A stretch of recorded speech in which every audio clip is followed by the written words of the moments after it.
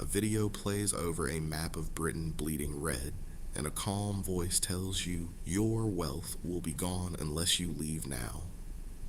Weeks later, the tax it warned you about was quietly scrapped. This is the abolition of the UK non-dom regime, and the wealth exodus everyone says it caused. Britain is forecast to lose a record 16,500 millionaires in a single year. Almost none of that sentence survives contact with the actual numbers. On the 6th of April, 2025, Britain ended a tax rule 200 years old. The non-dom regime let UK residents keep their foreign income outside the country, untaxed. For 2 centuries, if your permanent home was deemed to be somewhere else, you only paid UK tax on the money you actually brought into the UK. Earn millions abroad, leave it abroad, and Britain never touched it. After a while, it stopped being free. £30,000 a year once you'd been here 7 years, 60,000 once you'd been here 12. But for the very wealthy, that was a rounding error, not a deterrent. It is gone. The Chancellor removed the idea of domicile from the tax system entirely. The Treasury's case was fairness. Two people earning the same should not pay differently because of where a grandparent was born. Everyone who makes their home in Britain now pays British tax on what they earn. That part is real, enacted law. Here's how it actually works. If you are new to the UK, you get 4 years. 4 years where your foreign income and gains are not taxed here at all. To qualify, you have to have been a non-resident for the previous 10 years, so it is aimed at genuine new arrivals, not the people already here. They call it the Foreign Income and Gains Regime. That is its formal name. It is generous, but there is a quiet cost. Claim it, and you give up your tax-free personal allowance for the year. For those who stayed, the softeners got trimmed as well.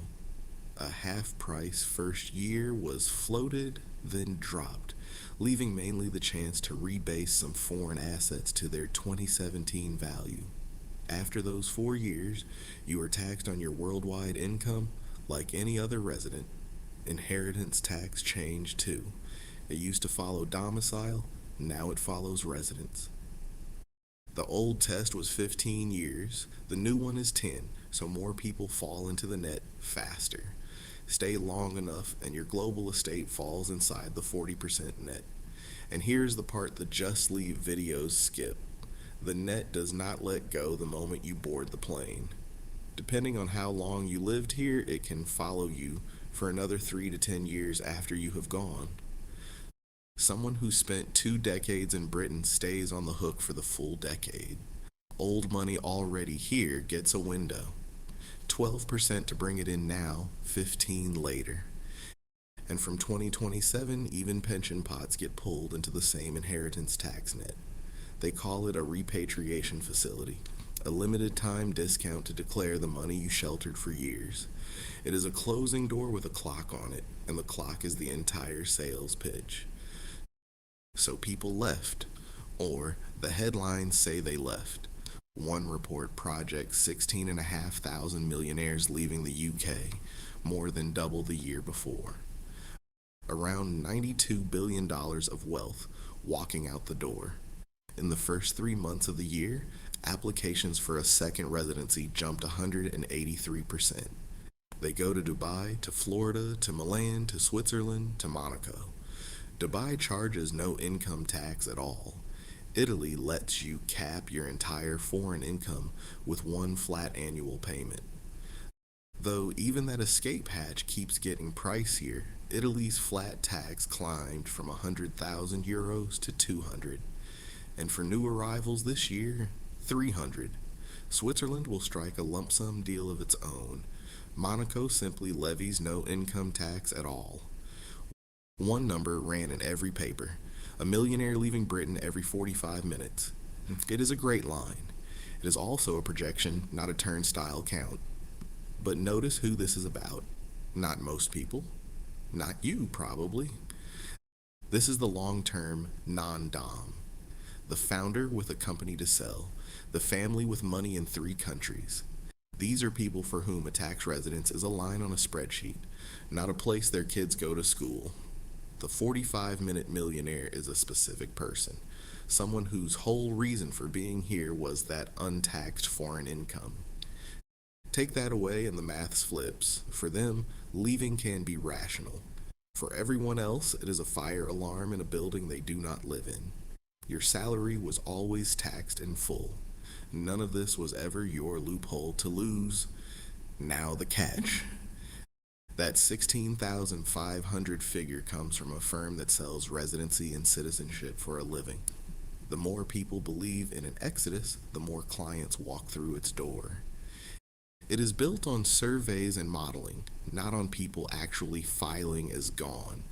The report's own method counts where millionaires say they work on social media, mostly LinkedIn, not where they actually live. Update your profile to Dubai, and on paper you have emigrated. It also defines a millionaire by liquid assets only, which quietly leaves out about 3/4 of British millionaires whose wealth is mostly their home. Britain's own exit data is patchy, and leaving on paper is not the same as leaving. One forensic review concluded the numbers simply cannot be trusted. A forensic analysis in the Financial Times went further. It said the figures show the fingerprints of being entered by hand. Even taken at face value, 16,500 is well under 1% of the country's millionaires. And the analysis says you should not take it at face value at all. And the early figures are now coming in. Real departures are running at roughly the rate official forecasters expected, not the headline one. Then the second catch, the one the calendar hands you. The exit tax that video warned about was a 20% charge on gains you had not even sold.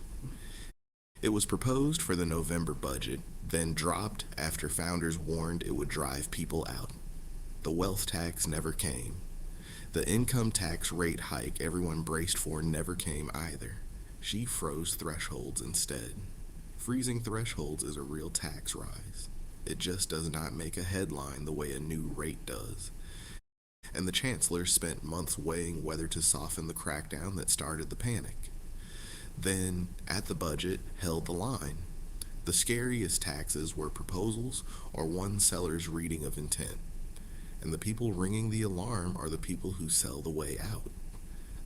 The claim ran in more than 10,000 news stories in a single year, about 30 a day, which is how a projection hardens into a fact. The same firm that counted Britain's leavers also tallied the arrivals in Italy. It is on every side of the trade. So, who should actually think about leaving the UK?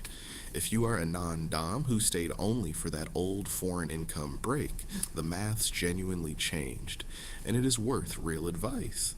If you are sitting on years of unremitted foreign income, that 12% window is a real decision with a real deadline. If you own a business you plan to sell from a beach in 5 years, the 4-year clock is yours to watch. And if your estate is large and global, the inheritance tax tail is the thing to map, because leaving alone will not switch it off. For everyone else watching a map bleed red, the alarm was louder than the arithmetic. This is not advice. It is the difference between a tax change and a sales funnel. Next time a video tells you to flee, count how many of them sell the exit themselves. Britain made staying more expensive. It did not make your wealth disappear. One shift changes everything.